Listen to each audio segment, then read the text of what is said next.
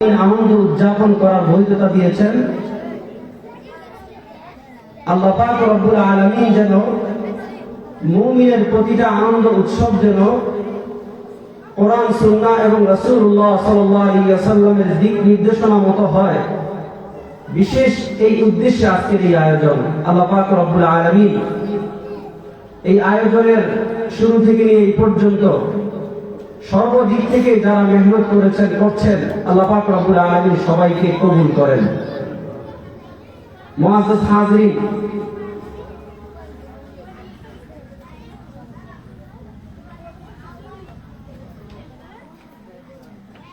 কোরআনে কারীমের সূরা আলে ইমরানের 144 নম্বর একটি আয়াত তেলাওয়াত করেছি। আল্লাহ পাক রব্বুল আলামিন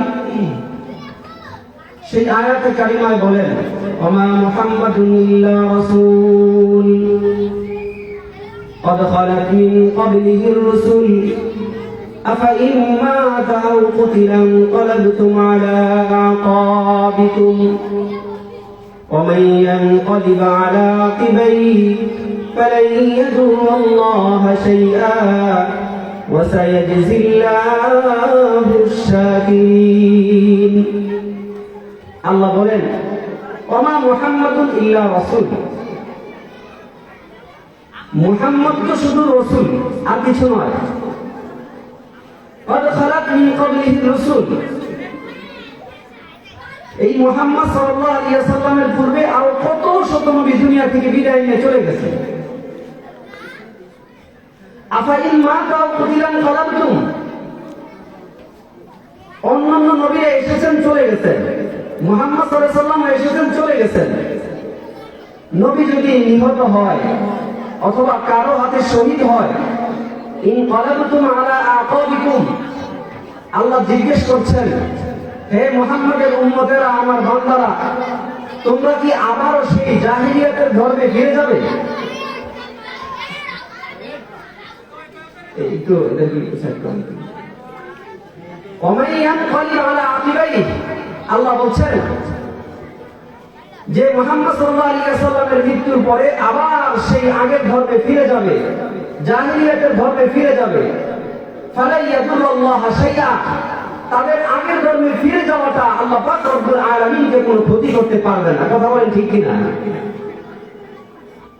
ওয়া সায়াজজিল্লাহু শাকিরিন, আল্লাহ বলেন অচিরেই দ্বীনের উপরে অটল থেকে যে ব্যক্তি আল্লাহর কৃতজ্ঞতা প্রকাশ করবে, আল্লাহ পাক রব্বুল আলামিন তাকে পুরস্কার দান করবেন।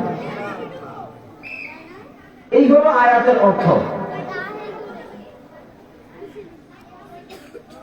এই আয়াতের প্রেক্ষাপট, শানে নুজুল, অবস্থা যদি আমরা না বুঝি তাহলে আয়াতের অর্থ বুঝতে কষ্ট হয়ে যাবে।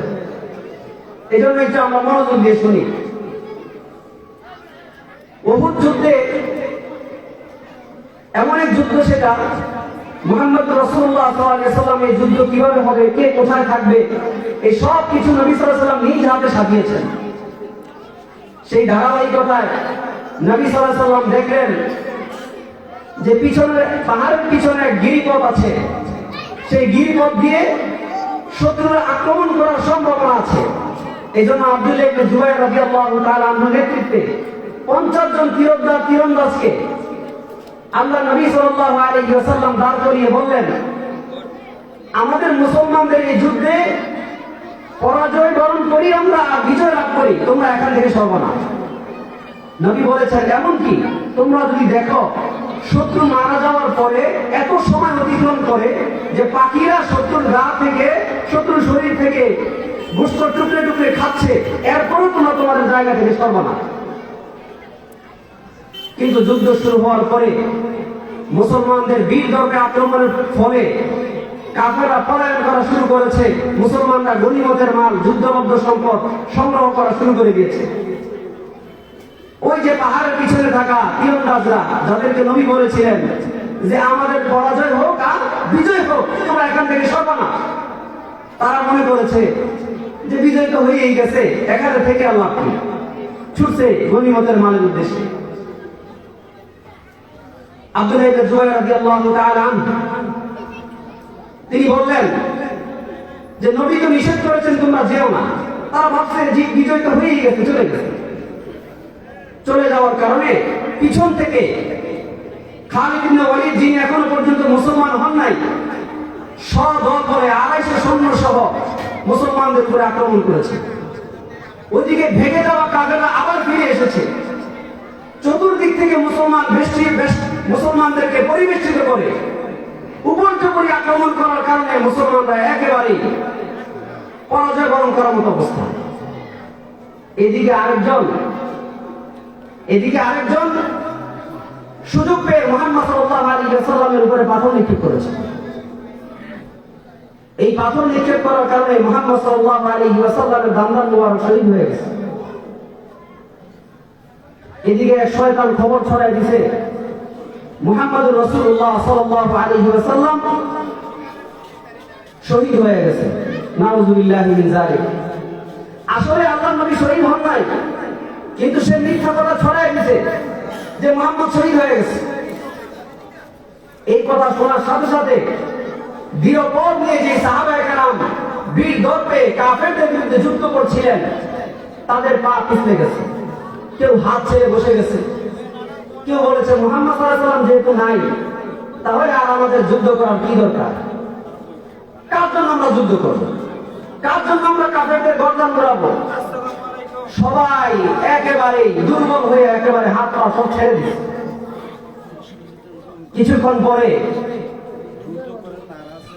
কিছুক্ষণ পর মুহাম্মদ সাল্লাল্লাহু আলাইহি ওয়াসাল্লাম বলে উঠলেন যে ইন্নী আব্দুল্লাহ ইবাদাল্লাহ, হে আমার আল্লাহ, হে আমার বান্দারা, হে আল্লাহর বান্দারা, আমি মুহাম্মদ রাসূলুল্লাহ সাল্লাল্লাহু আলাইহি ওয়াসাল্লাম এখানে আছি, আমি শহীদ হই নাই।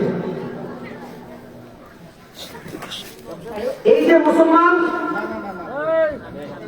যখন শুনতে পেলেন মুহাম্মদ সাল্লাল্লাহু আলাইহি ওয়াসাল্লাম ইন্তেকাল করেছেন, তারা যে দুর্বল হয়ে গিয়েছে যে মুহাম্মদ সাল্লাল্লাহু আলাইহি ওয়াসাল্লাম মৃত্যুবরণ করেছে, আমাদের আর বেঁচে থেকে লাভ কি? আমরা যুদ্ধ করবো কেন?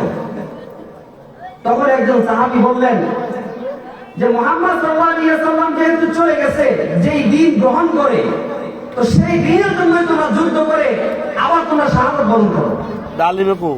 তখন আল্লাহ পাক রব্বুল আলামিন এই সূরা আলে ইমরানের 144 নম্বর আয়াত নাযিল করে বলেন যে ওমা মুহাম্মাদুন ইল্লা রাসূল, মুহাম্মদ তো মাত্র একজন রাসূল, তার মতো আর রাসূল দুনিয়া অনেক এসেছেন, চলে গেছেন, তিনিও এসেছেন, চলে যাবেন। এই জন্য কি তোমরা আবার জাহেলিয়াতের মূর্খের ধর্মে তোমরা আবার ফিরে যাবে? এই কথা, এই আয়াত শোনার সাথে সাথে সব সাহাবীরা আবারও দৃঢ়পদ নিয়ে কাফেরদের বিরুদ্ধে যুদ্ধ করা শুরু করল। এই আয়াত আল্লামা ইবনে কাসির রাহমাতুল্লাহি আলাইহি বলেন যে এই আয়াতের দ্বারা শিক্ষা হলো যে ইসলাম কোন ব্যক্তির উপর নির্ভরশীল নয়। ইসলাম কোন ব্যক্তির উপর নির্ভরশীল নয়। ব্যক্তি আসবে, চলে যাবে, কিন্তু ইসলাম থাকবে। হাসান বসরি রাহিমাহুল্লাহ তাআলা বলেন যে ব্যক্তি তার দ্বীন-ই ইসলামকে কোন ব্যক্তির সাথে বেঁধে রাখে, ওই ব্যক্তি মারা যাওয়ার সাথে সাথে তার ইসলাম শেষ হয়ে যায়। কিন্তু দ্বীন-ই ইসলামকে যে ব্যক্তি ব্যক্তির সাথে বেঁধে না রেখে আল্লাহর সাথে বেঁধে রাখে, তার দ্বীন কখনো শেষ হবে না, দ্বীন কিয়ামত পর্যন্ত থাকবে। মুআজ্জাজ হাজিরিন, মুফাসসিরিন কেরাম বলেছেন এই আয়াতের সবচেয়ে বড় ব্যাখ্যা হলো যে দু জাহানের নবী মুহাম্মদুর রাসূলুল্লাহ সাল্লাল্লাহু আলাইহি ওয়াসাল্লাম শ্রেষ্ঠ নবী। তিনি দুনিয়ায় এসেছেন দ্বীন ইসলাম নিয়ে। তিনি যদি চলে যান, কেউ ওই ধর্ম মুহাম্মদ সাল্লাল্লাহু আলাইহি ওয়াসাল্লাম চলে যাওয়ার কারণে সেই ধর্ম থেকে ফিরে যাবে না। এটা হলো শিক্ষা। এই জন্য ওই উহুদ যুদ্ধের এই শিক্ষাটা ছিল। রাসূলুল্লাহ সাল্লাল্লাহু আলাইহি ওয়াসাল্লামের মৃত্যুর সময় এই শিক্ষাটা প্রাসঙ্গিক ছিল। নবী যখন মারা যান, সাহাবায়ে কেরাম হতাশ হয়ে পড়েন। ওমর বলেন যে বলবা যে মুহাম্মদ মারা গেছে, তার গর্দান আমি উড়াই দিব। আবু বকর রাদিয়াল্লাহু তাআলা আয়েশা সান্ত্বনা দিলেন, এই শুনে রাখো, তোমরা যদি মুহাম্মাদের ইবাদত করে থাকো, মনে রাখো মুহাম্মদ মারা গেছে, তোমাদের ধর্ম শেষ। আর তোমরা যদি আল্লাহর ইবাদত করে থাকো তাহলে মনে রাখো আল্লাহ হলো হাইয়ুল কাইয়ুম, চিরঞ্জীব, তিনি কোনোদিন শেষ হবে না। তার ধর্ম যদি তোমরা পালন করে থাকো তাহলে এই ধর্ম থেকে ফিরার কোনো অবকাশ নাই। এই আয়াত থেকে আমাদের মূল শিক্ষা আজকে আমি এখান থেকে আপনাদের কাছে বলে দিতে চাই, যারা সামনে আছেন এবং এই মাহফিলের আয়োজক যারা আছেন, মাহফিলের ইন্তজাম কমিটি উপদেষ্টাদের মধ্যে যারা আছেন, সবাইকে আমি এই আয়াতের শিক্ষাটা একটু দিয়ে যেতে চাচ্ছি যে মুহাম্মদের মতো এত শ্রেষ্ঠ ব্যক্তি চলে গেলে যদি মানুষ দিন থেকে ফিরে আবার মূর্খের ধর্মে না যাইতে হয়, এই দিনের উপরে আঁকড়ে ধরতে হয়। কারণ কি, দিন কোনো ব্যক্তির সাথে সম্পৃক্ত না, দিন আল্লাহর সাথে সম্পৃক্ত। যত শ্রেষ্ঠ ব্যক্তি আসুক না কেন সে আসবে, চলে যাবে। বলেন আমার শরীর ছিল না, আছেন না গেছেন, মরে গেছেন। দিন কি আপনি গেছে না চলতেছে? জুনায়েদ বাবুল সাহেব আসছেন, দিনের মেহনত করেছেন, চলে গেছেন, আবারও দিন আছে। ঠিক তেমনি ভাবে যুগে যুগে দিনের অতন্ত্র পরে আসবে, চলে যাবে, কিন্তু দিন কিয়ামত পর্যন্ত থাকবে। এই জন্য আপনাদের কাছে আমার এই আয়াত থেকে একটা শিক্ষা, আপনাদের কাছে আমার করজোড় নিবেদন থাকবে, নবী চলে গেলে যদি দিন থাকে তাহলে আওয়াজ করে একটু বলেন তো দেখি, কোন ডিসেম্বরে যদি মাহফিল না হয়, মাহফিলের পরিবর্তে কি গান হইতে পারে? বলেন, নবী চলে গেছে, নবী চলে গেছে, দিন আছে, কিন্তু মাহফিল চলে গেলে গান আসবে কেন?